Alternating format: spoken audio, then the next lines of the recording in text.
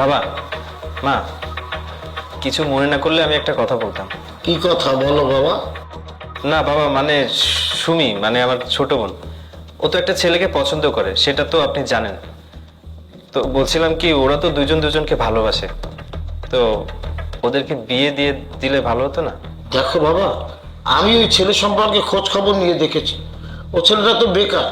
আর তুমি বলো, একটা বেকার ছেলের সঙ্গে বিয়ে দেওয়াটা কি ঠিক হবে? সুমি তো তোমার ছোট বোন। আজ বাদে কাল যদি ওই বেকার ছেলের জন্য সুমির জীবনটা ধ্বংস হয়ে যায়, তাহলে বলো আমরা কি কেউ খুশি হতে পারবো? হ্যাঁ বাবা, তোমার শ্বশুর ঠিক কথাই বলেছে। এরকম একটা বেকার ছেলের সঙ্গে সুমির বিয়ে দেওয়া ঠিক হবে না। তার থেকে তুমি একটা প্রতিষ্ঠিত ছেলে দেখে সুমিকে বিয়ে দিয়ে দাও। আপনারা যেটা বলেছেন একদম ঠিক বলেছেন, আমি মানছি। আলামিন আমার ছোটবেলার বন্ধু। আমি খোঁজ খবর নিয়ে দেখলাম, হ্যাঁ ও বেকার আছে।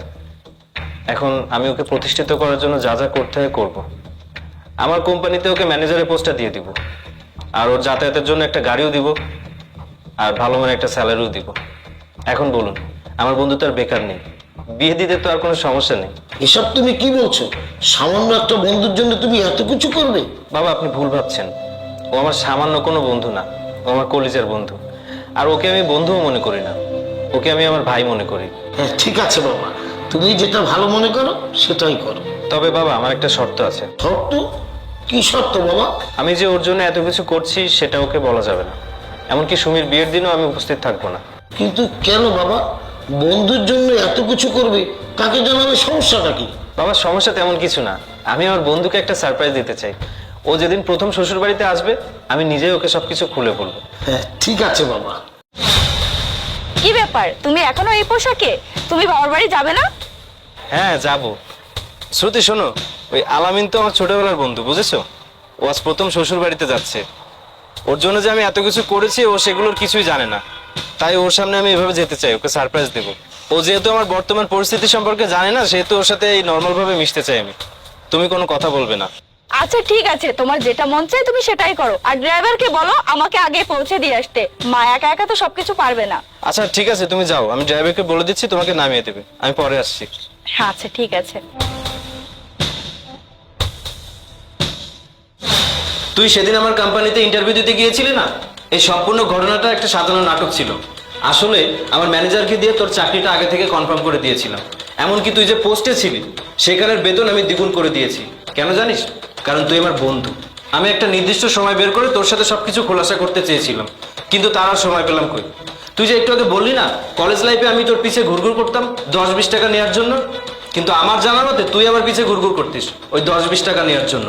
তুই যে মানসিকতার পরিচয় দিয়েছিস, তাতে আর এক মুহূর্তেও দাঁড়িয়ে তোর সাথে কথা বলার কোনো ইচ্ছা আমার নেই। তবুও তোকে একটা কথা বলি, যেহেতু আমার ইচ্ছা আমার শালিকে তোর সাথে বিয়ে দিয়েছি, সেহেতু তোর চাকরিটা আমি ক্যান্সেল করছি না।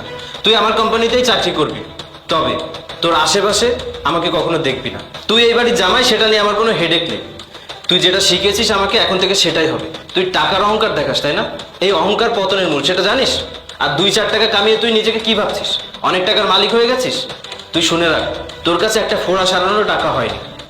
টাকা থাকলে হয়তো বন্ধুর অভাব হয় না, কিন্তু টাকা দিয়ে সবার ভালোবাসা কেনা যায় না।